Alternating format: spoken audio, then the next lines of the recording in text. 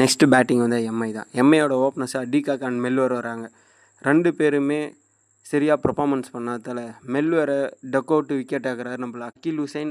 மெல்வரை wicket ஆகுறாரு. 2nd ஓவரில் டிகாக்கை wicket ஆகுறாரு நம்ம சௌத்ரி. 3rd ஓவரில் நமன்தீரை விக்கெட் ஆகுறாரு அக்கீல் ஹுசைன். இப்படி ஃபர்ஸ்ட்லேயே நம்மளுக்கு இருந்த ப்ரெஷரை ரிமூவ் பண்ணி விட்றாங்க இவங்க 2 பேருமே. அதுக்கப்புறம் வந்து சூரியகுமார் யாதவ் அண்ட் திலக் வர்மா இவங்க 2 பேருமே நல்ல ஒரு பார்ட்னர்ஷிப் போட்டு திலக் வர்மா 37 ரன்னும் சூரியகுமார் 36 ரன்னும் அடித்து அதிக ரன் அடித்ததே இவங்க 2 பேர் மட்டும்தான். நெக்ஸ்ட்டு அந்த பாண்டியாவும் 1 ரன்னுக்கு விக்கெட்டு, ரூதர்ஃபோர்டும் டக் அவுட்டு. அடுத்தடுத்து வரவங்க எல்லாம் விக்கெட் ஆகிட்டே இருக்காங்க. டீமோட ஸ்கோர் வந்து 4 மொத்தமே. ஆனால் சிஎஸ்கே அடித்தது 207 ரன்னு. மொத்தம் 103 ரன்னு வித்தியாசத்தில் சிஎஸ்கே வின் பண்ணிக்குது. சிஎஸ்கே இது ஒரு பயங்கரமான கம்பேக். என்ன இருந்தாலும் கடபாரையே உடச்சி காலி பண்ணது தான்